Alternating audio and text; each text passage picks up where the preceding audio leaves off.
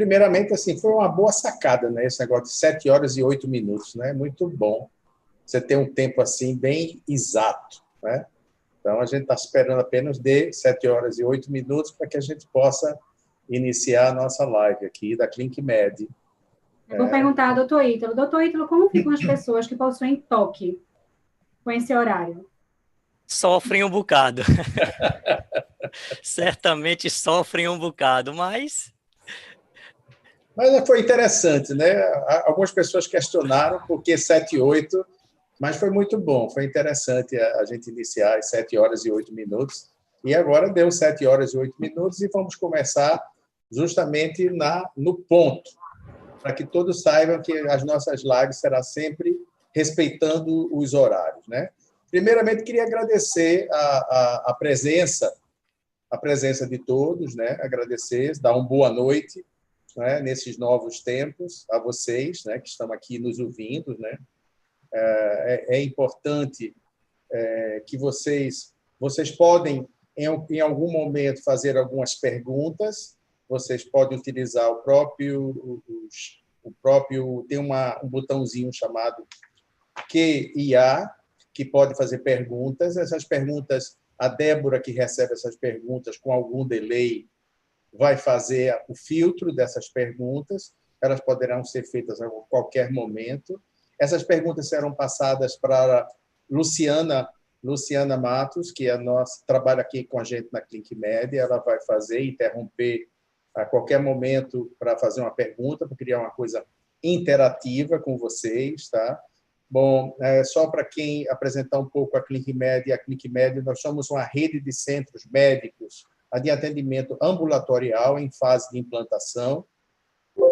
A nossa pegada está em cima do cuidado com a saúde, de forma integrada, né, e buscando o caminho da prevenção. Então, nesses novos tempos, a saúde e a prevenção vai ser muito importante. E a gente já nasce com esse caminho da prevenção, serviços acessíveis e com disponibilidade, né? Os fatores nossos de sucesso, um deles é a parceria com os médicos e o desenvolvimento dos médicos dentro da ClinkMed e em parceria com a ClinkMed. E não podemos deixar de que a importância também no atendimento primário à saúde, acompanhando a jornada dos nossos pacientes. O que a gente quer é cuidar da saúde das pessoas. O que a gente quer o foco nosso será prevenção e saúde. E eu acho que faz parte desse novo tempo, né?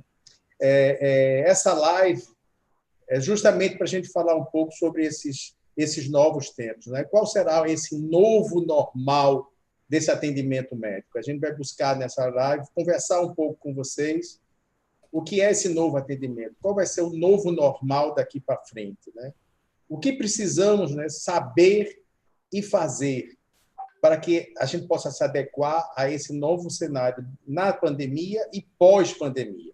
Então, a gente vai procurar fazer perguntas aos nossos debatedores, justamente para que a gente possa responder e conversar um pouco mais sobre o que é esse novo normal que vai acontecer após essa pandemia, né? Eu gostaria, justamente, nesse momento, de trazer Luciana para que ela possa apresentar os nossos debatedores, tanto o Hamilton como o doutor Ítalo. Luciana, a palavra é sua. Boa noite a todos. Hoje nós estamos aqui com a gente, né, para discutir sobre o tema Hamilton Matos. Ele é graduado em Comunicação Social e Marketing pela Universidade Paulista, consultor de estratégia e marketing, com mais de 20 anos de experiência em projetos para diversos segmentos e grandes e médias empresas, como Natura, Grupo Boticário, Nestlé, Alpargatas, gente de tantas outras. Experiência na elaboração de planos estratégicos de marketing e comunicação, bem como em desenvolvimento de soluções em plataformas digitais. Bem-vindo, Hamilton. E temos também Dr. Ítalo Padilha. Dr. Ítalo Padilha é graduado em Medicina pela Universidade de Pernambuco, fez residência em Clínica Médica, MBA em Gestão Hospitalar, Gestão Empresarial, Finanças e Controladoria. Tem 26 anos de experiência no segmento da saúde, tanto no setor público como no setor privado, atuando como médico intensivista, executivo de mercado e consultor no âmbito da gestão de serviços de saúde. Possui experiência em diversas operadoras de plano de saúde, seguradoras, medicina do grupo, autogestão e cooperativas, clínicas e hospitais. Mais recentemente, ocupou o cargo de direção na AMIL, United Health Group, e na Unimed Natal. Seja bem-vindo, doutor Ítalo. Boa noite, obrigado. Bom, volta a palavra para mim, né, para dar início à nossa live. A ideia agora é que a gente possa iniciar com uma pequena apresentação resumida do tema, né, onde pode haver considerações iniciais, tanto de Ítalo como também de Hamilton. Então, nós vamos começar essas considerações iniciais pelo médico Dr. Ítalo Padilha. Com você a palavra, Ítalo. Obrigado, Alberto. Boa noite, Hamilton, boa noite, Luciana, boa noite aos nossos ouvintes. Bem, parabenizar a Clínica Med pela iniciativa, o tema é de muita importância, relevância, atual. Agradeço pelo convite de estar aqui com vocês nessa uma hora e pouco, a gente compartilhar um pouco desse conhecimento e dessa situação que aflige a todos.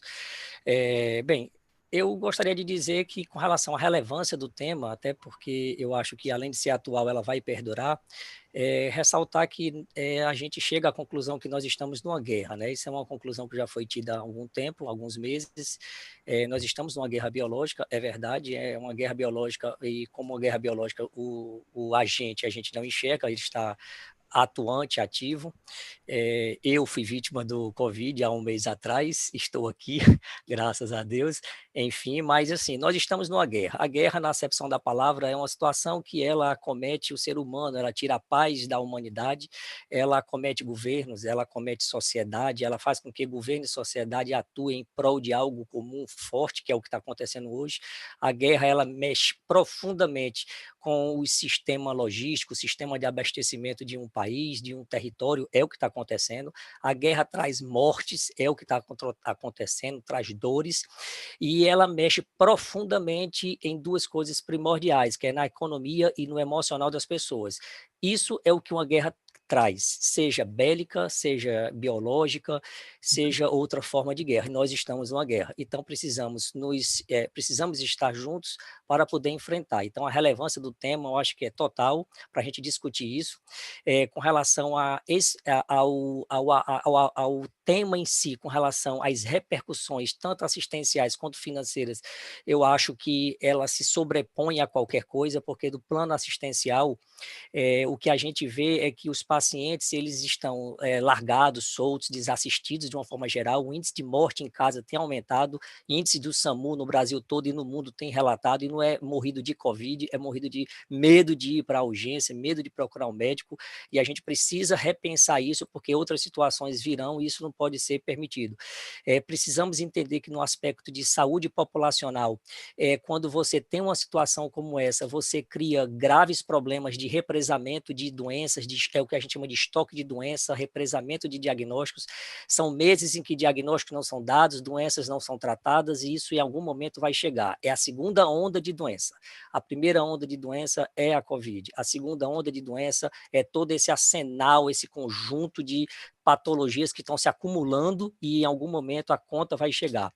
E a gente tem que entender também o seguinte, que por detrás dessa relevância na saúde tem um aspecto econômico e financeiro, porque a saúde precisa de recursos para se manter. Então, assim, hoje as pessoas médicos estão sofrendo, psicólogos, nutricionistas, dentistas, ou seja, o pessoal da saúde está sofrendo especificamente porque não consegue atender seus pacientes. Isso está gerando problema de receita, problema de caixa, são pessoas que sustentam família, são pessoas que têm seu sustento diário, suas contas, seus gastos fixos, seus consultórios, sua secretária, toda uma conta pesada para pagar. Nós temos hospitais que eles estão praticamente parados do ponto de vista letivo, tá certo? E a gente precisa entender que isso não pode ser repetido da forma como está acontecendo, porque esse ensinamento a gente tem que tirar agora para que nas outras oportunidades que a gente gente vai ter que enfrentar, não tenha dúvida, situações, e isso seja mitigado.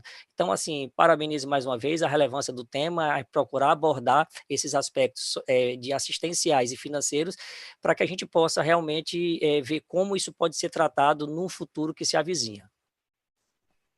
Bom, ouvimos aí as considerações iniciais de Dr. Ítalo, que tem larga experiência na área privada, e vamos olhar agora uma outra viés do tema, que é as considerações iniciais de Hamilton, que é um homem de mercado e que vai falar um pouco sobre a questão da visão da medicina, sobre a questão da visão de marketing e da visão de tecnologia. Hamilton, por favor, a palavra é sua. Ok, Alberto, muito obrigado aí pelo convite, obrigado a doutor Ítalo, a Luciana aí por apoiar aí a nossa organização, né? E também agradeço aí a presença aí de todos aí que estão acompanhando essa nossa primeira live, né? Acho que pega o gancho como o doutor Ítalo colocou, nós estamos numa guerra, né? E talvez uma das piores guerras, porque a gente não visualiza de fato o nosso inimigo, a gente sabe que ele existe, mas a gente não sabe aonde ele está, mas a gente de fato consegue perceber as suas diversas consequências, né? Que eles vêm exatamente nas dimensões inicial aí da questão da saúde, mas na forma do enfrentamento desse inimigo, ele gera outras consequências que trazem também, né, os problemas que a gente vem vendo na economia, né? Então, assim, acho que o primeiro ponto que a gente vai abordar, ou seja, é esse processo da gestão da crise, né? Ou seja, entender que a gente está numa crise, eu acho que já é o primeiro passo, né? E depois tentar compreender, obviamente, aí a gente passa, né, como todo bom brasileiro que já entendia um pouco de futebol, todos agora passam a querer entender um pouco da saúde, a querer fazer cálculos, né, para poder saber se vai, se não vai. Mas, enfim, o ponto central é que a gente tem um inimigo que está impactando na saúde, isso é fato, e que está gerando fortes consequências na economia.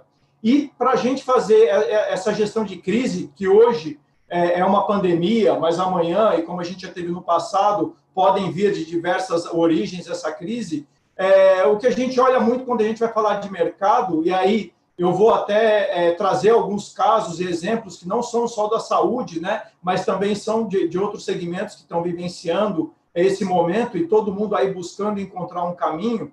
E nessa busca do caminho ter essa clareza do agora, né, do durante e do após, né? A gente, obviamente, vamos olhar muito para esse pós-pandemia, né? Está no nosso tema a questão do novo normal, mas acho que muita gente que está nos ouvindo agora também tem ansiedade de saber como a gente passa esse durante, né? Até porque que nessa guerra a gente também tem outro fator, né? Acho que como toda guerra, quando ela termina, né? E o que pode vir pela frente?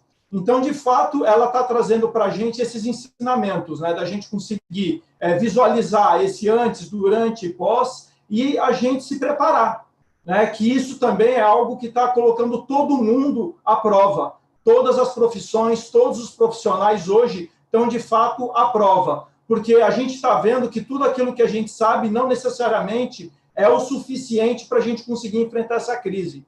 Então, por mais que nós sejamos, cada um nas suas áreas, né, especialistas, que nós tenhamos, né, um estudo adquirido aí durante muitos anos, quando o nosso conhecimento se depara com uma crise dessa dimensão, a gente começa a sentir falta de muitas habilidades, né? Então, eu acho que isso também vai ser um ponto central aí de como a gente pode, né, enfrentar o durante e, principalmente, aí a gente se preparar para esse pós, para a gente entender aí, mesmo sendo um pouquinho clichê, né? É muito louco, né? Você falar que o novo normal já virou um clichê em algo que está sendo dito há menos de 60 dias, né? A gente pode falar de algo que nós estamos aqui no dia 20 e estaremos falando 20 de abril, 20 de março, 20 de fevereiro. É uma situação aí de 3 meses, mas que está já trazendo conceitos aí que vão ter uma grande durabilidade. Então, vamos aí iniciar essa nossa conversa aí para ver como a gente consegue conviver com isso da melhor forma.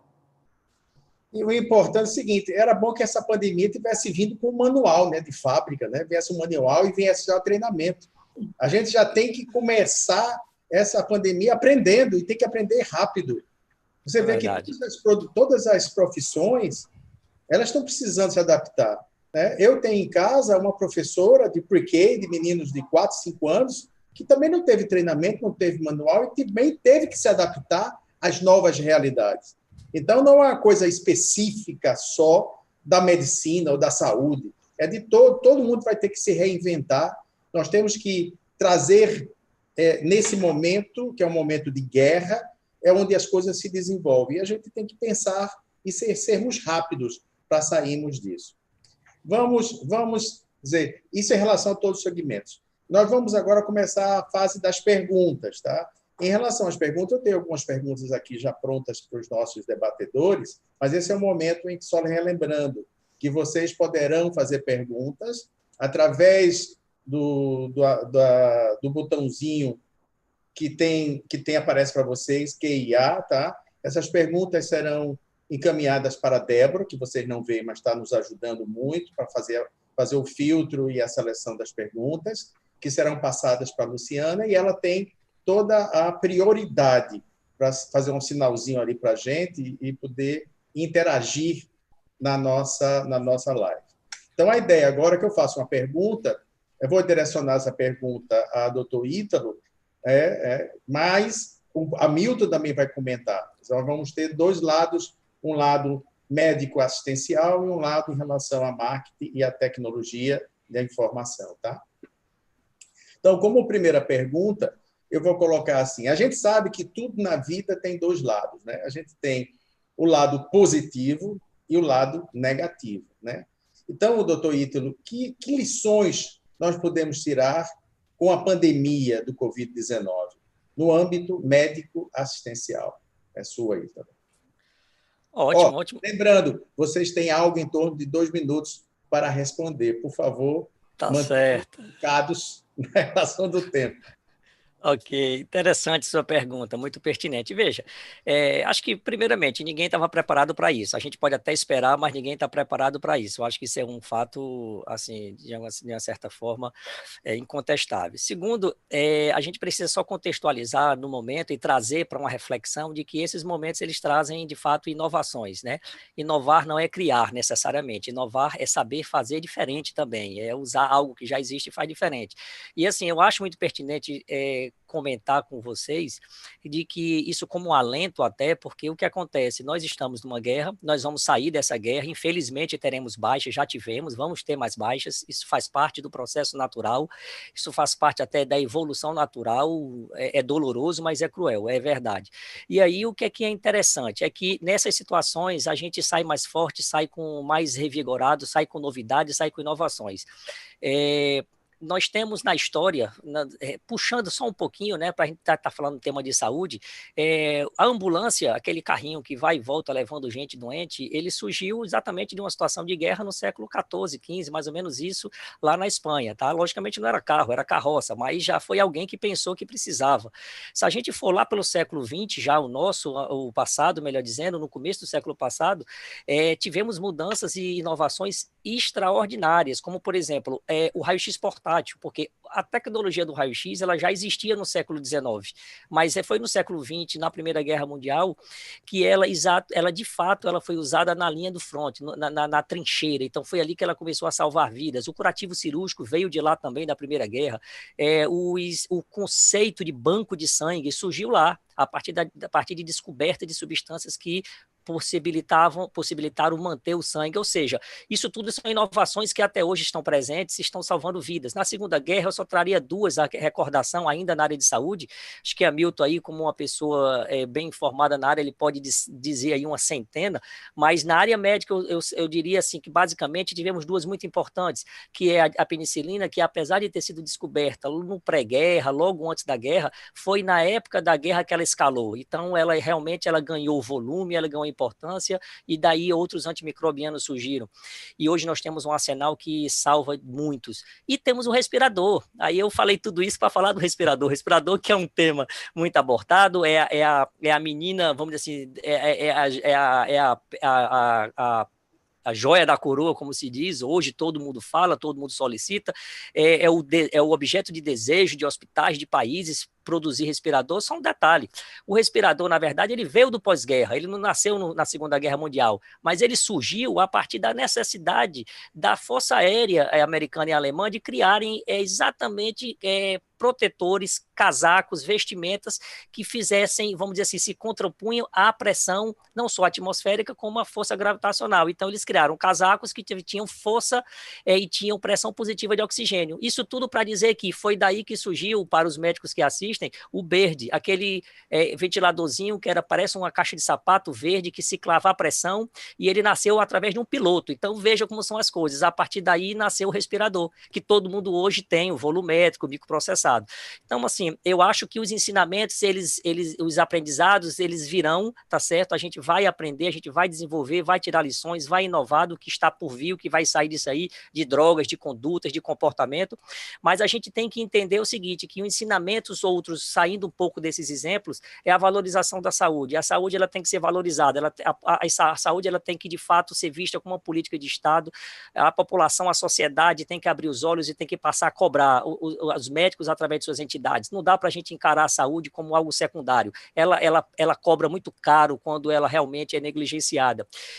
Outro ensinamento é que o SUS e o privado, o público-privado, o SUS e a medicina suplementar tem que trabalhar mais junto, tem que trabalhar mais de forma mais coesa, porque vai exigir uma troca de informações. Eu acho que no decorrer da conversa, a gente vai ter a oportunidade de conversar isso e dizer que não dá para ter essa dicotomia de público e privado. Quando se fala em saúde populacional, todos somos uma comunidade só, em termos epidemiologicamente falando.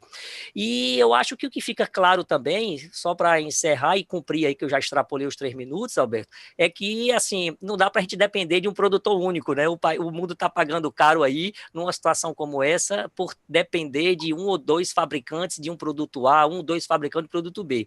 Então, a gente tem que realmente ter uma visão estratégica quando ele fala em saúde. Ok, obrigado aí, Ítalo. Não tenha dúvida, a gente tem que controlar o tempo, mas quando a conversa é boa, a gente tem que deixar soltar, entendeu? É isso que eu procuro fazer. E as pessoas têm tido já comentários positivos no YouTube, tá? Tem gente perguntando sobre telemedicina, e a gente vai falar daqui a pouco sobre telemedicina, é só aguardar um instante. Vou passar a bola agora para Milton, que é o homem de marketing, para comentar um pouco sobre essa questão de negativo e positivo em relação ao que nós estamos vivendo. Vai que é sua, Milton. Pronto, acho que assim, uma das coisas quando a gente vai falar de mercado, aí de novo acho que vem um pouco a guerra, a visão estrategista, né, da gente poder pensar, né, numa operação desse tipo, como eu trouxe o agora, né, o durante e o após. Isso daí também está dividido em 3 dimensões, né? A gente tem a dimensão da saúde física, a saúde mental e a saúde econômica. E aí eu, né, dentro da minha posição, dentro do conjunto aí dos profissionais que estão tentando resolver, eu estou sendo muito demandado para a gente resolver essa dimensão econômica. Então, obviamente, tudo que eu for falar agora, obviamente, eu estou muito consciente e ciente das dimensões da saúde e da saúde física e saúde mental, mas eu vou me dar um foco aí na questão da nossa saúde econômica. E nesse quesito, o lado ruim, acho que já é evidente para todos, né? Os profissionais médicos que estão aqui presentes, que têm suas operações de consultórios, de clínicas e hospitais, que não vai ser o tema da nossa live aqui, a gente vai se ater muito aí, como o Alberto nos direcionou, a parte do atendimento ambulatorial. Mas o que nós temos de ruim? Perdemos produção, né? Perdemos pacientes. A gente está em casa com poder de ofertar, né? mas não estamos conseguindo entregar isso para o mercado. Então, ou seja, logo de cara, a gente já tem esse lado ruim, né? E isso está nos colocando à prova, está colocando todos nós à prova,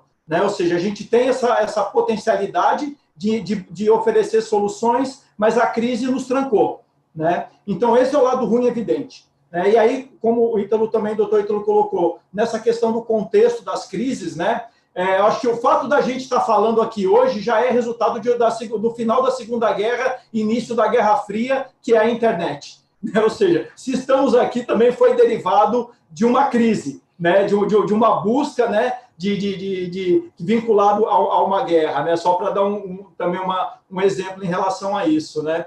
Então, ou seja, a gente tá nesse contexto que aí isso nos provoca e nos motiva a gente, de fato, a se reinventar, né? E aí, nessa reinvenção, que a gente vai encontrar essas soluções que vão resolver. Muitas dessas soluções a gente está resolvendo durante mas a gente vai ver o poder dessas soluções no pós, né? E aí eu acho que o grande ponto também que traz nessa pressão que todos nós estamos recebendo, e aí eu falo agora um pouco diretamente, exatamente para os profissionais da saúde, para a classe médica, que é exatamente essa questão do aprender, né? A gente já tem um arquiteto lá, que é o Buckminster Fuller, né? Ele que fez aquelas formações geodésicas, aquelas casinhas de Marte que a gente vê, foram criações desse ser humano brilhante, né? E uma das coisas que o Fuller ele aborda é a questão da evolução do conhecimento, né? Ele fala que até a Revolução Industrial, a informação, né, o conhecimento levava 100 anos para mudar. Aquele período das verdades absolutas. É isso porque é isso. É o período dos dogmas, né? É isso porque é isso, não tem muito questionamento. Com a Revolução Industrial, o advento das mídias, né, o jornal, o rádio, a informação começa a fluir, as ideias começam a evoluir, né? Chegam até a segunda, depois ele coloca, né, para ser mais um pouco resumido aí, após a Segunda Guerra, estimava-se que o conhecimento evoluía a cada 25 anos. Depois da década de 90, com a internet, seria alguma coisa menor aí do que 2, 3 anos. E agora, com a inteligência artificial, a gente está vendo uma mudança que a IBM prevê que para os próximos 5 anos, esse conhecimento vai estar sendo duplicado quase a cada dia, né? Mas, enfim, vamos só nos até as dimensões, né? O que isso nos traz? Nos traz exatamente que a gente precisa questionar as nossas verdades absolutas. E na área médica, como a gente foi, né, e é muito instigado, ou seja, o médico, eu acho que de todas as profissões, é o que aprende mais. Ele não para de aprender nunca. Então, ou seja, a habilidade dele de aprender já é nata, né? Eu acho que o grande ponto é que ele aprende verticalmente, ou seja, a gente busca cada vez mais entender cada vez mais daquele tema que eu me especializei, né? A gente passa a ser muito especialistas e a gente começa a esquecer um pouco das outras habilidades. E agora, acho que o grande ponto central para a gente poder superar o durante e seguir para o pós, que eu acho que esse é o lado positivo dessa crise, é esse novo aprendizado, porque nós vamos ter que nos abrir nossas mentes, o mindset, modelo mental, seja qual for o termo que cada um goste de utilizar, mas, ou seja, nós temos que nos abrir, né, para outras habilidades que vão ter um impacto direto na gestão do nosso negócio, né? E num negócio que salva vidas. Então, a gente não pode distanciar as dimensões de saúde, né, física, mental, da saúde econômica. Elas estão totalmente correlacionadas. E eu acho que também cabe aos médicos exatamente fazer com que essa fronteira, né, seja rompida para que a gente consiga operar os nossos negócios da melhor forma possível e, né, conseguir salvar vidas e poder entregar aí o que a gente sabe por uma demanda que está precisando, como o doutor Ítalo colocou, e não está tendo acesso, né? E aí eu acho que esse seria o ponto positivo, o ponto negativo, para a gente aí na sequência poder ilustrar um pouco aí de alguns contextos positivos. Bom, pegando aí o gancho das duas respostas, que foram excelentes, né? A gente tem um ponto talvez da nossa próxima palestra, que é a questão econômica financeira nessa nova pandemia para a área de saúde, né? Como é que a gente pode ir de maneira ética, entrar nesse caminho? Talvez a gente possa depois construir alguma coisa nesse sentido. Mas vamos continuar aqui na nossa segunda pergunta, que tem a ver também com o que foi falado anteriormente, com as mudanças, né? Que diante dos problemas citados de mudança de pandemia, qual seria agora o papel da telemedicina nesse contexto? Onde há falta, neste momento, do atendimento presencial, seja ele porque fomos obrigados a fechar os consultórios ou pelo medo das pessoas saírem de casa. Mais uma vez, eu coloco o doutor Ítalo, que tem uma grande experiência, não só na área privada, mas na área pública também, para dar aconselhamento. Siga, alguma pergunta, Luciana? Diga aí. Eu queria aproveitar só para completar que uma das pessoas que estão aqui escutando, o Tárcio Santos, ele também perguntou algo nesse sentido, e aproveitando esse gancho para complementar, ele pergunta, na verdade, se a questão da telemedicina, teleorientação e teleconsulta online deve permanecer após o término da pandemia ou se é uma coisa apenas de momento, só para agora. Ok. É sua, Ítalo. Vamos lá. Ok. Bem, muito oportuna a observação feita aí na pergunta, a intervenção sua, Luciana, através do Dr. Tássio. E, Alberto, é o seguinte, A telemedicina ela tem várias dimensões, né? Todos sabemos, ela é uma ferramenta antiga, é um conceito já antigo, antigo que eu digo já vem aí de algumas décadas, pelo menos na década de 90 houve o Tratado de Tel Aviv, de 1999, que onde se discutiu pela primeira vez a telemedicina, os conceitos dela e a sua aplicabilidade na saúde em termos mundiais. Mas falando de telemedicina, para a nossa realidade e o nosso contexto de pandemia, é importante falar de que é o seguinte, primeiro, o primeiro objetivo dela, o objetivo maior, o objetivo último dela, é exatamente ela evitar essa ruptura no atendimento. Tá? A relação médico-paciente, ela exige contato, ela exige pegar, ouvir, falar, sentir, tá? E isso foi rompido, tá? De forma traumática. Então eu me refiro aqui, não é caso só agudo. Caso agudo até que ele ainda consegue atender, mas são os crônicos, é a população crônica. Nós somos um país com 211 milhões de habitantes e nós temos algo em torno de 45 milhões de pacientes portadores de patologias crônicas, diabetes, hipertensão, só para ficar por aí. E essas pessoas tiveram suas respectivas assistências da noite para o dia, porque foi da noite para o dia, né? Pelo menos eu me lembro, foi de um dia para o outro, para tudo, fecha tudo, está encerrando tudo, e a telemedicina, ela entra exatamente, primeiro, o seu objetivo maior é evitar essa interrupção, tá? De forma traumática na relação médico-paciente. Ou seja, em outras palavras, evitar deixar o paciente desassistido, evitar deixar o paciente desolado em casa, tá? Eu acho que isso é importante. Hoje tem se usado os recursos que estão disponíveis, né? Estamos numa guerra, sim. Na guerra você não usa o que você quer, você usa o que você tem, tá?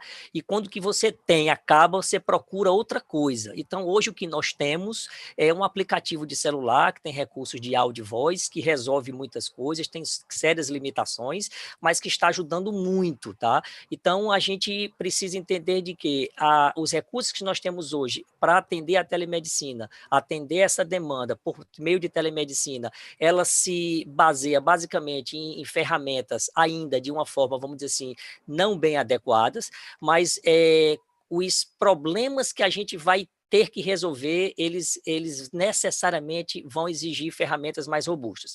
Mas vamos lá. A telemedicina, ela vai evitar, nesse contexto, essa ruptura de relacionamento médico-paciente, tá? Então, ela pode exatamente fazer com que o paciente ele se sinta conectado com o médico e tire sua dúvida, seu questionamento, através de uma teleorientação, uma teletriagem, uma teleconsulta mesmo, tá? Se for simples, nada muito complexo. Ela foi, de alguma forma, vamos dizer assim, entendida como necessária, tanto pelo governo federal, o Poder Executivo, quanto pelo Conselho Federal de Medicina, quando em abril eles chegaram no entendimento, foi decretado uma portaria ministerial no Diário Oficial da União, e aí liberou a telemedicina, e eu acho que essa situação ela ajuda porque é no plano ambulatorial, e aí onde eu queria falar, eu acho que compreendendo aí a resposta, até ajudando aí a pergunta do colega médico, é aí no plano ambulatorial onde ela realmente, neste momento, ela tem um poder muito grande, porque o plano ambulatorial, o nível de complexidade ambulatorial, ele é muito, vamos dizer assim, ajudado, ela é muito útil no plano ambulatorial, que é onde reside 70%, 80% aí dessas demandas nesse momento. Então, a gente precisa entender que o papel da telemedicina é limitado, mas ele é muito útil, e oxalá nós saiamos melhor dessa situação para que numa futura situação que ela vai vir sim, uma outra situação semelhante, a gente esteja melhor e bem preparado. E essas outras situações, só para não achar que eu estou fazendo apologia de pandemia, de guerra biológica, mas outras situações, é bom que fique claro, é bom que as pessoas atentem ao fato de que a gente está falando de uma pandemia, que é o nível mais extremo, o nível mais complexo, vamos dizer assim, de uma situação dessa. Mas tem tantas outras. Você pode ter um surto localizado numa cidade, numa região, num bairro mesmo. Você pode ter catástrofes naturais, maremotos, terremotos, vulcões, enfim, você pode ter aí uma dezena de situações em que criem no microsistema, no microambiente que você está como médico, como paciente, uma situação semelhante a essa. Então, não precisa ser pandemia, não. Se tiver um surto de uma doença semelhante a essa numa determinada cidade, acometendo uma população de 50, 100 mil habitantes, que você tem que fazer um fechamento total, um lockdown dessa cidade, para esta cidade, para esta população, para estes médicos, esses profissionais, é uma pandemia. Então, a solução que a gente está discutindo hoje, ela serve para situações semelhantes. Bom, vamos ouvir agora, né, um ponto. Eu queria ainda tocar no ponto só, porque o Betson Sá mandou aqui para complementar como é que faz, né, sobre telemedicina ainda, como funciona em especialidades onde não se pode abrir mão do exame físico. Como lidar com a necessidade de auscultar o coração, de palpar o abdômen, como é que isso é feito? Ítalo, é com você ainda. Tá, perfeito. A pergunta anterior, do colega anterior, Tássio, ela, não sei se eu fui claro, mas eu, aproveitando, só queria dizer o seguinte, ela vai perdurar, sim, o recurso à telemedicina, ele vai perdurar. Agora, o nível de complexidade, entrando aí já na resposta do colega Betson, é o seguinte, as especialidades médicas, a gente está falando de mais de 55 especialidades aproximadamente, e áreas de atuação, quando você junta especialidade médica com área de atuação, nós temos mais de 100, então essas áreas de atuação e as especialidades, elas têm suas peculiaridades, e aí é onde reside o fato de cada profissional entender e conhecer o seu negócio, não é a sua especialidade, porque conhecer a especialidade, Dr. Betson, excelente cardiologista, Dr. Tássio, excelente dermatologista, ocorre que a gente precisa entender como funciona um negócio da gente, e quando a gente fala de negócio, a gente está falando da medicina, do paciente, do contexto que o paciente vive, do contexto que a medicina, é onde nós estamos inseridos. Então, assim, a cardiologia, ela tem ferramentas excelentes de telemedicina já em uso e que certamente serão aprimoradas, aperfeiçoadas. Controle de hipertensão é uma delas, tá? Controlar a hipertensão evita acidente vascular cerebral, evita internação, evita sequela, evita danos gravíssimos. Então, assim, lógico que não vai servir para tudo. Telemedicina, minha gente, não é panaceia, ela não vai resolver tudo, ela não vai ser a solução para todos os males. Ela não é, de forma alguma, ela pode ser início, ela pode ser meio e ela pode ser fim. Você tem que saber como encaixá-la e quando encaixá-la e de que forma encaixá-la. Ok, eu vou passar a bola agora para a parte de ouvir o lado da tecnologia, né? Para Milton. E já vou levantando uma bola também em relação a 5G, né? O que vem aí sobre internet 5G, telefonia 5G, o que isso vai ajudar na telemedicina, além de responder a questão que eu coloquei, que é o que é a telemedicina utilizando a parte de tecnologia. É sua, Milton. Certo. Eu acho que, assim, quando a gente fala aí das habilidades, né, do conhecimento e de dedicar o estudo, eu acho que exatamente a classe médica tem que começar a dedicar mais o estudo para o ambiente da tecnologia. Não um aspecto muito detalhado, mas a gente entender quais são os principais pilares, quais são as principais premissas, até para a gente poder vislumbrar um futuro próximo, né? Então, hoje, só para a gente ter uma ideia, quantos dispositivos a gente tem disponível no Brasil? Nós temos algo em torno de 420 milhões de dispositivos. E aí eu estou chamando computadores, desktop, notebook, tablets, smartphones, celulares normais. Tá? Nós estamos falando em algo em torno de 230 smartphones, que de fato o smartphone é o ponto, ele é um elemento de convergência de tecnologia e ele hoje é um dos principais pontos de contato até para a gente poder desenvolver a telemedicina. Né?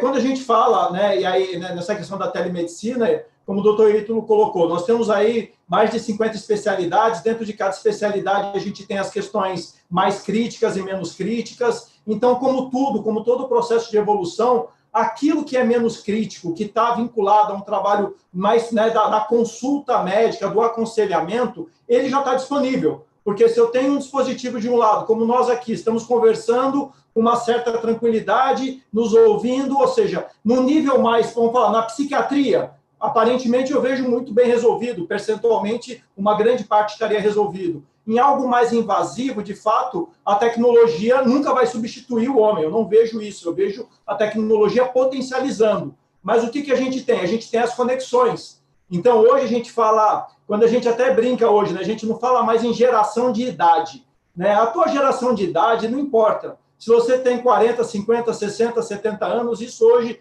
cada vez mais é irrelevante. O que a gente tem que perceber é em que geração nós estamos da tecnologia que nós temos. Então, aqui no Brasil, a gente está na tecnologia entre 3 e o 4G, 4.5G. Né? Você vê países aí como a Coreia que já estão no 5G.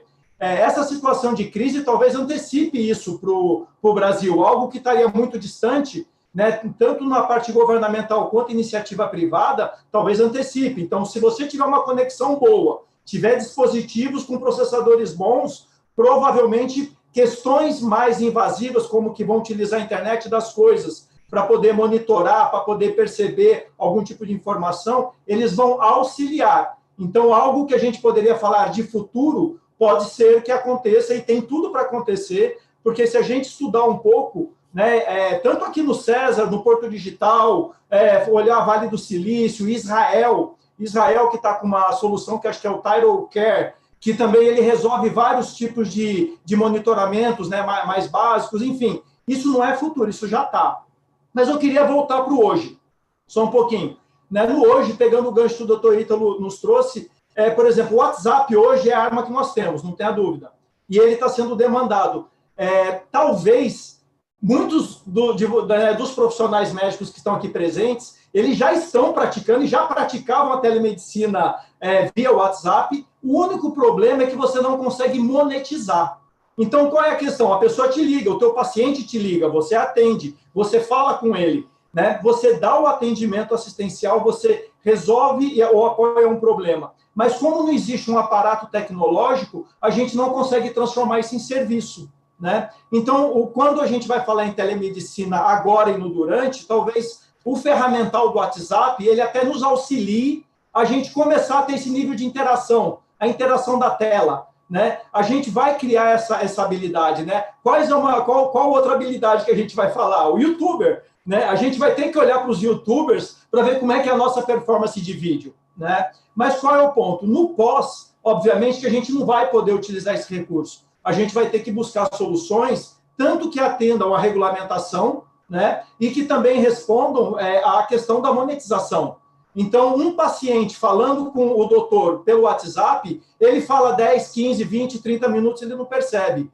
Se o doutor estiver utilizando uma plataforma de telemedicina, de teleconsulta, o paciente está visualizando um tempo, o paciente está visualizando que ele está dentro de um procedimento. Então, isso até ajuda a gente gerir tempo e também monetizar. Então, as plataformas, elas vão, isso já estão disponíveis, tá? A gente não vai entrar no mérito hoje, que também seria para a gente conversar em outros momentos, mas quais as plataformas, né? E aí, só para me fechar aqui, com certeza, os médicos hoje, que têm seus consultórios e clínicas, que contrataram um sistema nos últimos 2 anos e contrataram um sistema na nuvem, com certeza eles já estão preparados para a telemedicina, com plataformas robustas, bem estruturadas e com a potencialidade de monetizar o seu serviço. Aqueles doutores que ainda estavam com um sistema ou analógico ou offline, eles estão travados, né? Eles não estão conseguindo trabalhar. Então, esse universo da tecnologia, até para a gente poder entender que sistema eu uso, que recurso eu uso, que dispositivo eu uso, né? Eu até coloquei, a gente conversando, a gente até falou que dentro da anamnese ou dentro do prontuário, a primeira pergunta é o seguinte: qual é a sua conexão?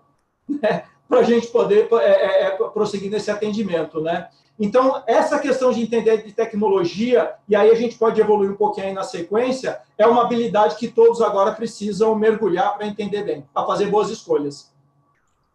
Bom, eu vou falar um pouco um comercialzinho da ClickMed, né? Porque nós temos o privilégio de ter a Milton e ter Ítalo, doutor Ítalo, colaborando na nossa plataforma ClickMed. Não só na nossa plataforma do atendimento às pessoas que irão às nossas clínicas, mas hoje nós estamos trabalhando nesse momento, nesse projeto da telemedicina. Nós já temos um sistema, a gente está aprimorando, e em breve estaremos lançando uma plataforma da telemedicina, com todos esses recursos que a Milton acabou de falar agora. Tá? Roberto, só complementando um ponto aqui, só para fechar também, na pergunta que a Luciana colocou sobre se a telemedicina continua ou não. né? Eu não vou entrar no âmbito da regulamentação, que isso é muito específico da área médica. Eu vou falar de uma visão macro de mercado, bem rapidamente. A questão de continuar ou não, quando você tem uma evolução tecnológica, a gente sabe que não é a lei que gera a evolução, e sim a evolução que transforma a legislação. Então, hoje, a partir do momento que a gente tem a conexão processador, dispositivos e uma necessidade, como a gente está tendo agora, então, assim, é inevitável que, na realidade, talvez os legisladores da saúde, eles pensem, não como eu vou falar dos dogmas ou das verdades absolutas, não é mais hoje o tempo do não pode. Hoje o tempo de como eu faço, como a gente vai poder fazer. E aí eu só fecho com um ponto que é o seguinte, imaginemos que a gente tem algum tipo de limite com a área médica, mas quem controla o paciente? Qual é a barreira de um paciente ser consultado? E aí eu estou falando de questões mais básicas, não estou entrando em nada invasivo, mas qual é a impossibilidade de eu falar com o meu médico nos Estados Unidos, em Portugal, em Moçambique, na Rússia? Ou seja, a tecnologia, ela quebra a fronteira. Ela vai fazer a gente repensar, de fato, todo o modelo e a curtíssimo prazo. Muito bom, Milton. Essa demonstra que a telemedicina não está restrita a um espaço. Ela está restrita hoje ao mundo. Ou seja, ela abre possibilidades do atendimento médico mundial, não é? Mas eu acho que a gente deve continuar ainda um pouco em relação à telemedicina, tá? É uma pergunta aí, doutor Ítalo, né? A telemedicina já é uma realidade hoje no Brasil, né? O que está acontecendo hoje no Brasil? Quais essas vantagens? Quais são as perspectivas, realmente, desafios da telemedicina para 2020 e 2021?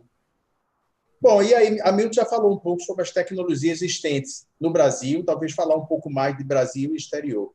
Conversa um pouco aí com a gente, Ítalo. Eu quero aproveitar e pegar outro gancho. E ótimo. Albert. Vamos embora. Outro gancho aqui de uma pergunta que fizeram, na verdade, foi Roberta Ventura.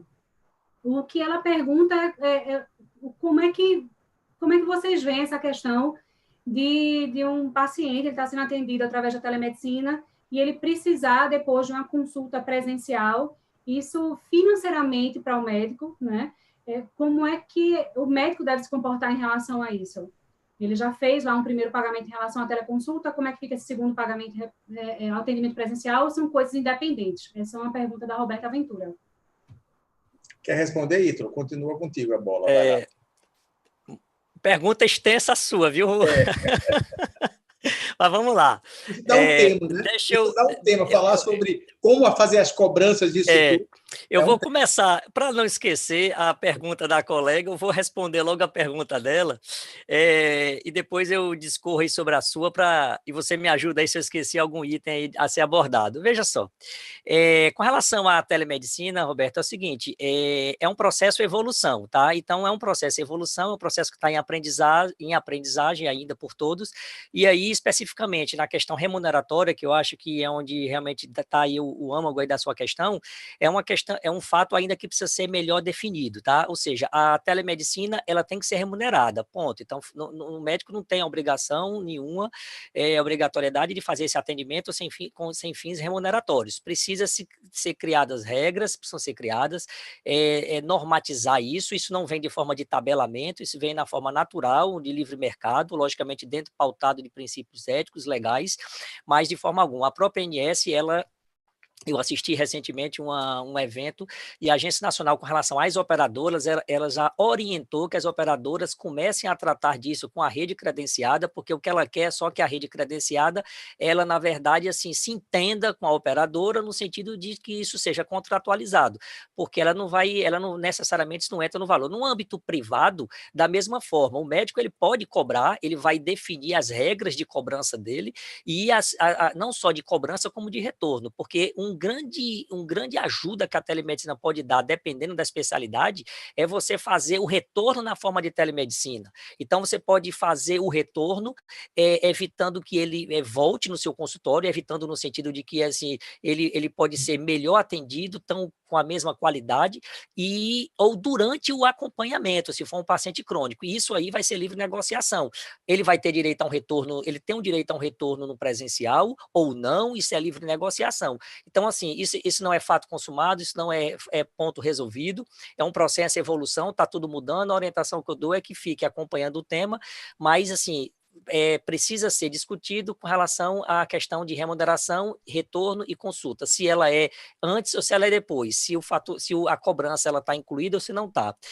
Com relação a se existe ou não, se já se pratica ou não telemedicina no Brasil, ela já é praticada em larga escala, tá? Ou seja, isso também não é fato novo para a gente. A telemedicina, no conceito da palavra, de que ela é uma ferramenta que permeia o atendimento médico, seja primário, secundário, terciário, seja consultório, clínica, hospital, não tem nenhum problema, ela já é praticada. O próprio SUS já pratica a telemedicina, né?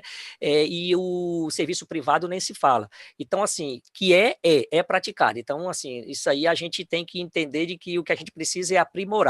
Existem algumas legislações que regem os princípios e o funcionamento. Eu citei a Declaração de Tel Aviv em 99, que é mundial. Nós temos aqui no Brasil especificamente, eu acho que 2 marcos, vou chamar assim marcos regulatórios, não seria um nome correto, mas seria assim 2 instrumentos legais que precisa a gente estar atento. O primeiro é com relação à normatização, à resolução do Conselho Federal de Medicina, que já data de 2002, e desde 2002 o Conselho Federal de Medicina começou uma discussão, ficou parado e agora a coisa vai andar, né? Vai andar por forças até mesmo da necessidade.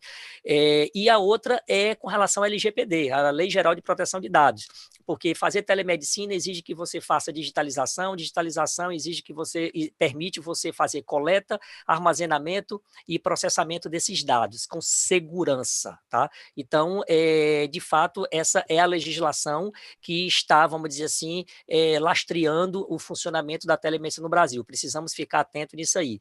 Com relação a telemedicina em si, nas suas dimensões, como eu comentei, então nós temos aí nós temos mais de 9, 10 dimensões: telemonitoramento, teletriagem, teleorientação, teleconsulta, teleinterconsulta, telecirurgia,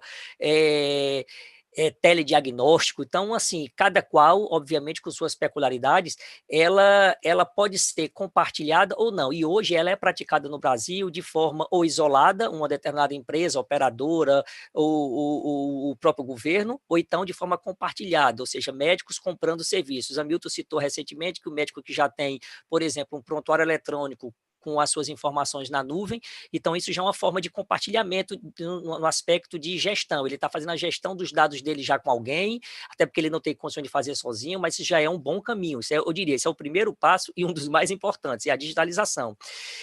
Com relação ao público e privado, a gente tem aí algumas vantagens a serem. Eu acho que, o Alberto, você comentou com relação às vantagens do uso da telemedicina, não foi isso? Na sua colocação aí. Pois bem, eu diria... Desculpe. Se sua pergunta foi extensa, você perguntou algo com relação às vantagens, não foi isso? Isso. Pois é. As vantagens com relação ao uso em si da telemedicina, especificamente público e privado, vamos falar dessa forma, ela se dá com relação ao acesso. Eu acho que isso é primordial. No plano ambulatorial, você permite o acesso, não só o acesso físico ou qualitativo. O acesso físico é aquele acesso físico mesmo, de a pessoa ter acesso, de chegar. Às vezes não chega porque é distante, às vezes não chega porque há um obstáculo, porque a pessoa tem uma dificuldade de locomoção, de mobilidade. Então, você permite esse acesso. A outra é um acesso qualitativo. O acesso qualitativo já é aquele acesso de a pessoa ter acesso a um especialista, por exemplo. Às vezes ele está do lado, no quarteirão do lado, mas ele não vai porque a unidade não atende, o médico está distante, assim, no outro hospital. Então, esse acesso eu acho que ele é fundamental. A agilidade é outro ponto importantíssimo, porque a telemedicina permite que, por exemplo, segundo a opinião médica, resultados de exames, de diagnósticos, prescrições de receitas, eles sejam dados com mais agilidade. E agilidade em saúde, muitas vezes, é a cura, tá? A troca de informações ela é fundamental, é outra vantagem, né? Porque você, na verdade, consegue, através da digitalização, fazer a troca de informações, desde que você tenha a interoperabilidade de sistemas, de plataformas entre uma empresa e o consultório do médico, ou então 2 consultórios dos médicos. Vantagem de receita, eu acho essa fundamental, entrando no lado financeiro. Não existe saúde sem recursos. o lado financeiro, o lado da receita permite exatamente com que a telemedicina permite nas finanças, melhor dizendo, fazer com que você tenha acesso a algo que hoje você não tem, né? Você pode ampliar, você pode potencializar seus recursos atendendo alguém que você não atendia de uma forma diferente que você não atende, ou seja, você pode expandir, seja em horário, ou seja, na quantidade de serviços oferecidos aos seus pacientes. Repito, depende da sua especialidade, tem que ficar atento ao que está acontecendo, tá? E na questão de custo também, porque, na verdade, você acaba propiciando, na hora que você otimiza o tempo, os seus recursos, você, por outras vias, você acaba reduzindo custos e tendo diminuição nas suas receitas, tá? Teve algo mais, Alberto, que eu esqueci aí? Sua pergunta foi extensa. Eu vou passar para Milton e depois sobre esse lado da tecnologia, do que vai acontecer no Brasil nesses 20 e 21, e falar um pouco da tecnologia, não só no Brasil, como no exterior. E depois eu faço uma pergunta aí, juntando a questão do que vai acontecer, a sinergia que pode acontecer entre Estado, população, tá? E o setor privado. Mas isso fica para daqui a pouco. Vou dar a palavra aqui para a Milton tocar em relação à tecnologia de novo. Olhando a dimensão do negócio, né, a dimensão econômica da saúde, e aí vou me ater, por exemplo, à questão dos consultórios médicos, né? Então, hoje, se eu fosse fazer uma correlação com outro segmento, a gente é um negócio que tem um único item no portfólio de serviços, consulta. A minha consulta custa tanto, ponto, né? Quando a gente vai falar de telemedicina, e aí até como o doutor Ítalo traz as suas várias dimensões, várias possibilidades, isso traz um desafio para o médico no que se refere à questão da gestão, dele começar a olhar o seu portfólio de negócios. Então, eu não tenho mais agora uma consulta, eu tenho a consulta física, a consulta virtual. Eu não tenho mais a consulta física e virtual, eu tenho também um acompanhamento, né? Eu tenho também alguma outra atividade que a gente pode ter de monitoramento. Então, ou seja, isso, na realidade, acho que o dado positivo é que você começa a ampliar o teu portfólio. E, obviamente, se você não tem esse portfólio claro, logo no início do jogo, que eu chamo de uma relação, né, entre, por exemplo, o médico e paciente, entre o cliente, né, e o vendedor, ou seja, se a gente não deixa já claro essa regra do meu portfólio, realmente fica complicado cobrar, que é o nosso momento hoje. A gente, na realidade, recebe muita telemedicina de WhatsApp e depois não sabe como cobrar. Porque eu já atendi o telefone, eu já falei, eu tenho que falar, o médico está voltado à sua vocação, então isso acaba sendo natural. Então, o primeiro ponto disso, que acho que é uma vantagem, vamos pensar o nosso portfólio, porque nós temos que precificar isso, dar valores de acordo com o nosso custo, com a nossa estrutura e oferecer opções para o nosso paciente. O outro lado positivo, vão acabar as filas, né, os atrasos nos consultórios médicos. Olha que é outro paradigma, né, que a gente sempre até né, brinca, né, eu vou tomar liberdade aqui, você falar, vou para o consultório médico, minha consulta é às 2, que hora você volta? Não sei, né, porque a gente não sabe a hora que a gente vai sair do consultório. Com a telemedicina, na realidade, ela não só ajuda a gente a fazer uma gestão da agenda, né, de ganhar a produtividade, coisa que agora a gente vai ser obrigado a resolver, afinal de contas o nosso consultório está vazio, e quando ele começar a se movimentar, ele não vai poder ser 100%, porque vai ter que ter um espaço, né, a distância social, a gente vai ter uma série de protocolos que talvez a gente só consiga ter 30% dos pacientes, né, aguardando numa sala de espera. Então, a telemedicina vai ajudar a gente a gerir a nossa produtividade. Então, vai trazer para a gente, né, eu digo gente agora, os nossos profissionais médicos, nós vamos ter que ter essa visão organizacional de gestão. E, de novo, se estivermos ancorados em boas plataformas, as plataformas também nos educam, nos ajudam a isso. Então, a gente talvez vai conseguir recuperar a produtividade no pós-pandemia. A gente vai estar muito mais preparado para poder exercitar, e isso vindo através dos recursos da telemedicina. Eu acho que Ítalo quer comentar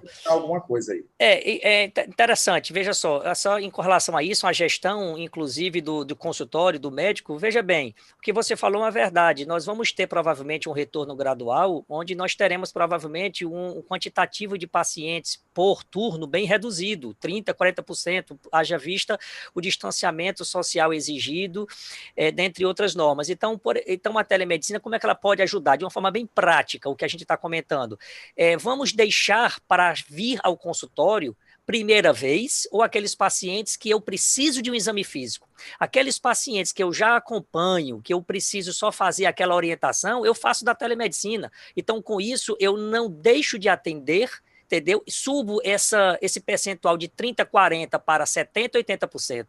Então, isso é uma forma prática do que a gente pode fazer, porque senão, realmente, o médico ele vai ficar durante meses atendendo muito menos. Então, atenda no consultório aqueles pacientes, ou primeira vez, ou aqueles de fato que você precisa vê-los, e deixe para uma telemedicina aqueles que são acompanhamento ou retorno. É uma forma de você diminuir essa sua recepção, vamos dizer assim, sem diminuir receita. Exato. E você consegue fazer o quê? Na telemedicina, você consegue uma coisa que a gente fala muito no marketing, a jornada do paciente. Que também, assim, na área médica, assim, a gente vai se preocupar muito do paciente no momento que eu já fiz, né, um diagnóstico e agora vou acompanhá-lo. Mas na parte de gestão de negócios, antes dele chegar no consultório.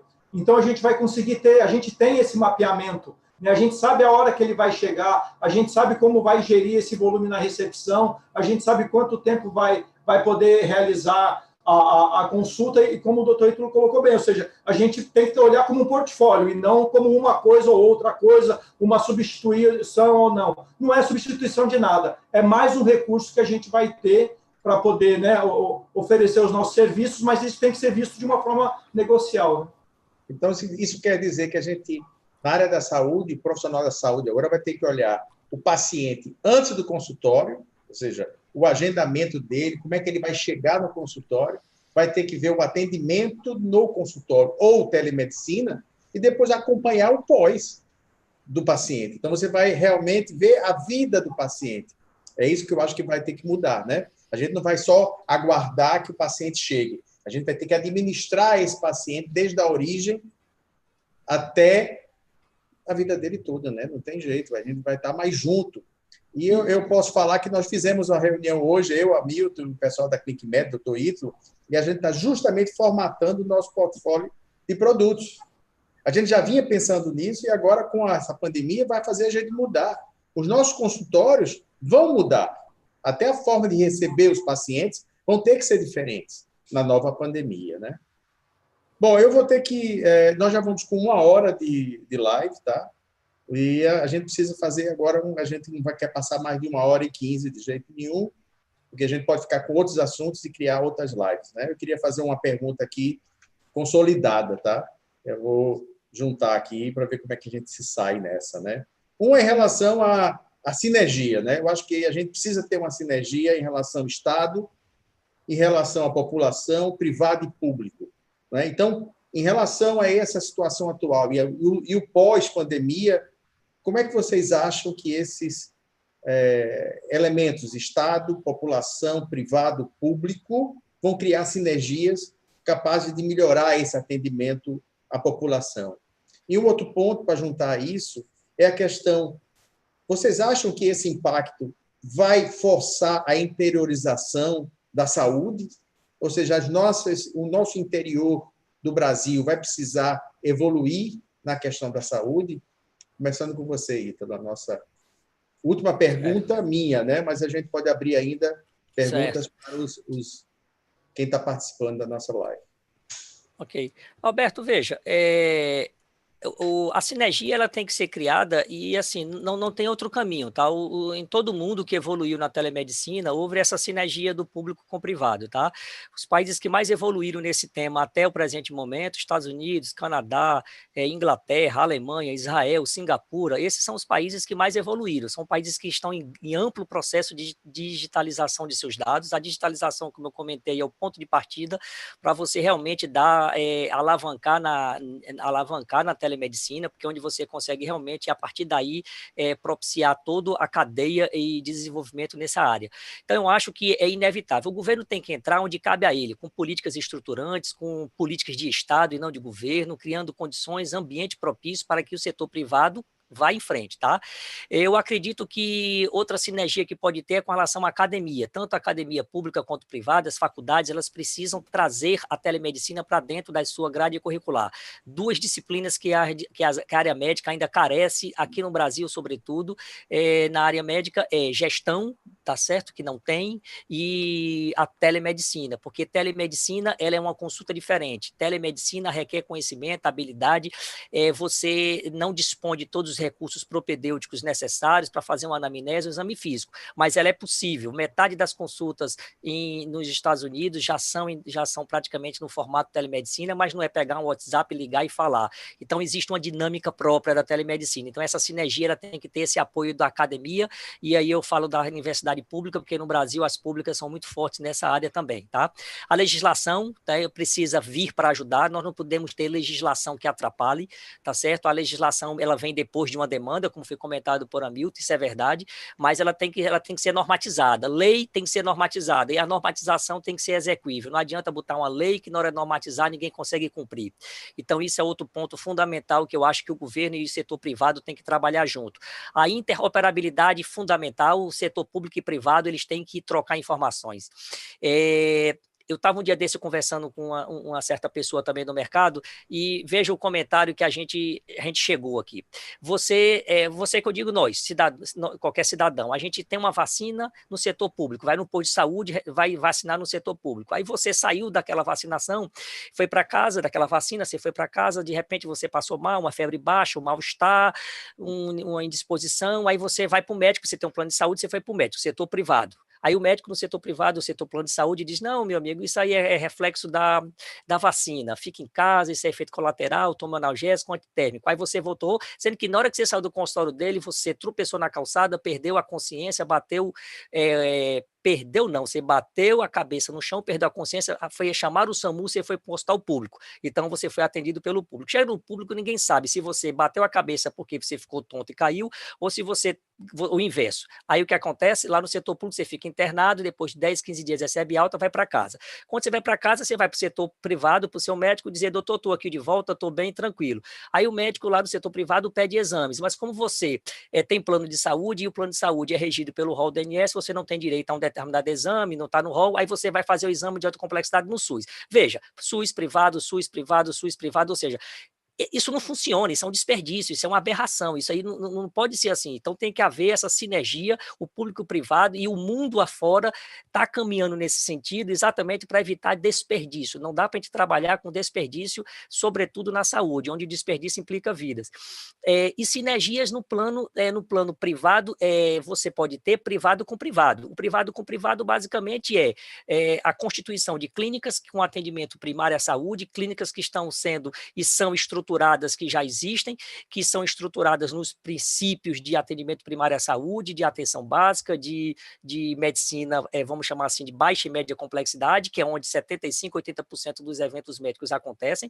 Então, pode ser firmado, sim, convênios, podem ser firmados contratos dessas clínicas com qualquer empresa de varejo, de comércio, de indústria, de serviços, de 50, 100, 200, 500, onde você vai fazer gestão populacional, fazendo promoção, prevenção, atendimento primário com referenciamento, com contra-referenciamento. Isso ajuda a controlar custos, ajuda a melhorar a qualidade de vida. Isso é outra forma de você criar sinergia usando a telemedicina, porque é a telemedicina que vai propiciar exatamente o funcionamento disso tudo.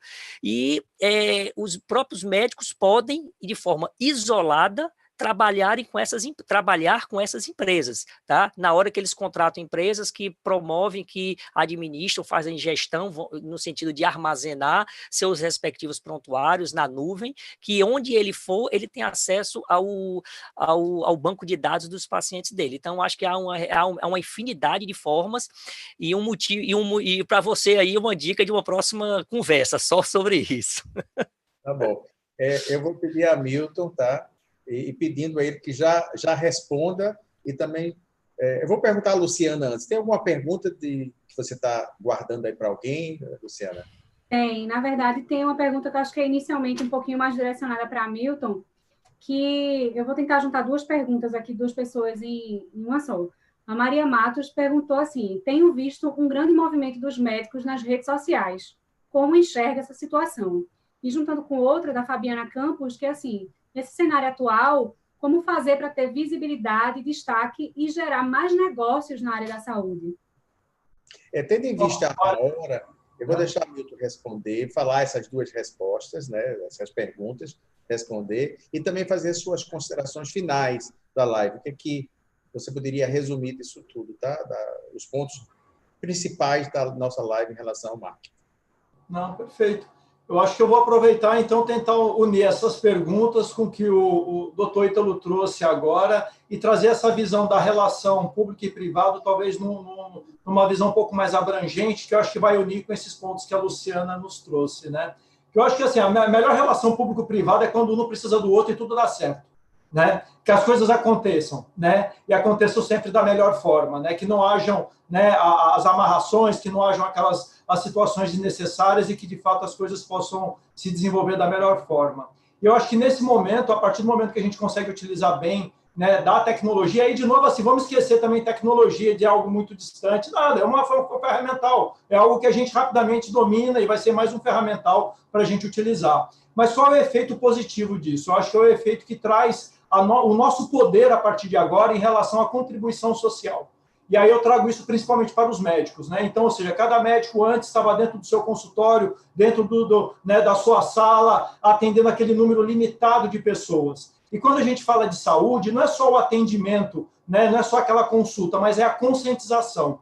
Então, se tem algo para a gente poder melhorar na saúde e que também vai bater na educação e que vai uma coisa unificar a outra e vai ajudar, né, o nosso governo, que se por acaso não estiver fazendo alguma coisa, a gente vai conseguir compensar, é trabalhar essa conscientização. Então, muito mais, ou seja, o poder que a gente tem hoje, quando a gente tem nas mãos, por exemplo, aí trazendo essa pergunta que a Luciana nos trouxe das redes sociais, até então, de novo, existe um paradigma aí, não, o médico na rede social, ele está se promovendo, a propaganda, vamos chamar assim, do mal.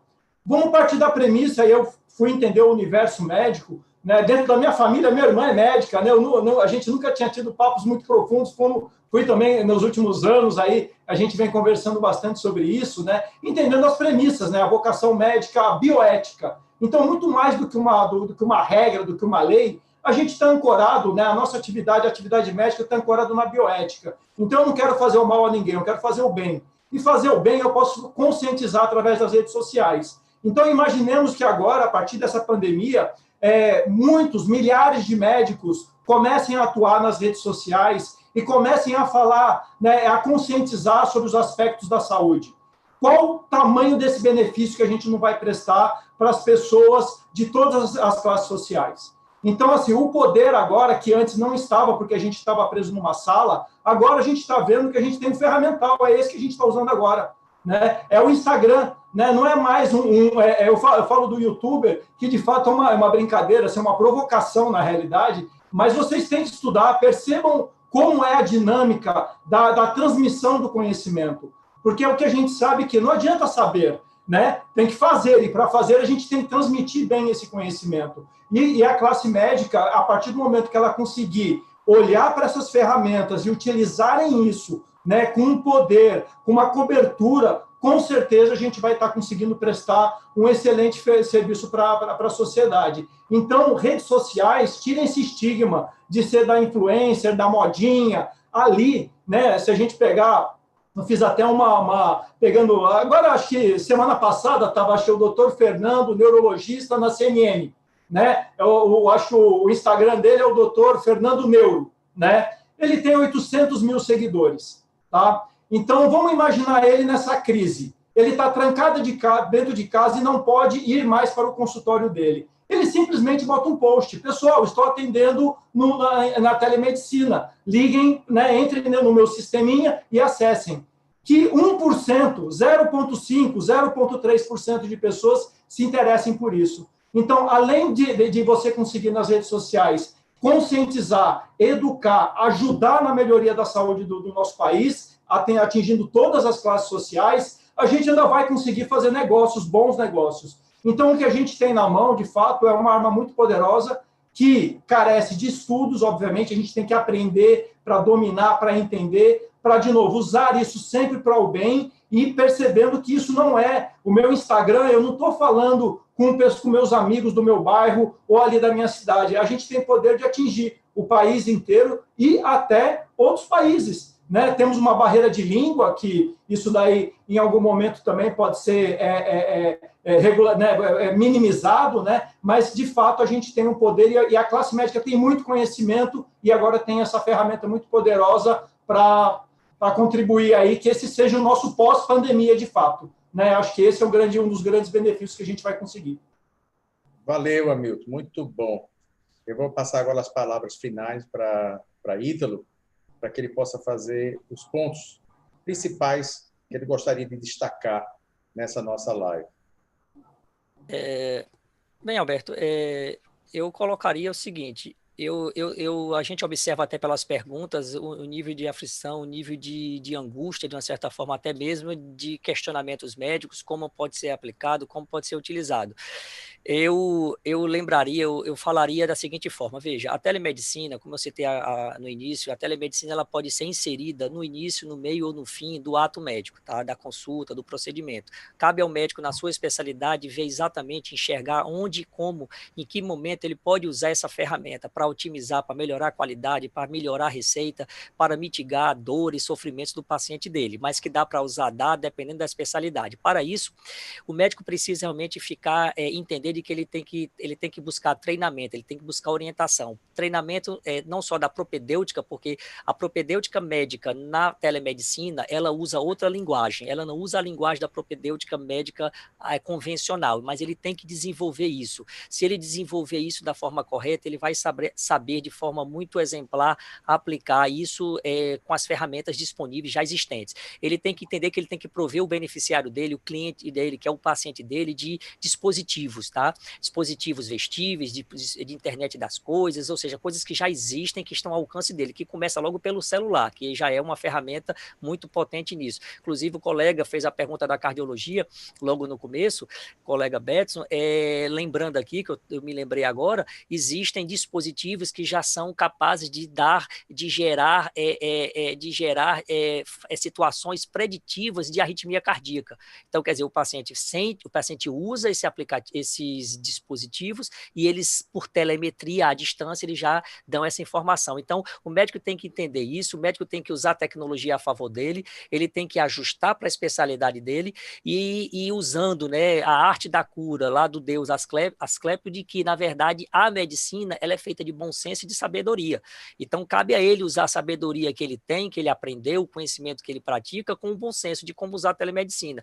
Então, se ele seguir bom senso com sabedoria, ele vai continuar exercendo a boa medicina que ele aprendeu e que o paciente dele espera tanto dele. Então, eu acho que a mensagem positiva é neste sentido, que busque essa informação, que busquem dessa forma, e que, assim, ela veio para ficar, tá? Ela veio para ficar. De que forma? Aí o tempo vai dizer exatamente. Quero agradecer aqui a presença, já que você me pediu para dar as considerações finais, agradecer o convite, me colocar à disposição para a gente continuar essa conversa em outro momento, tá?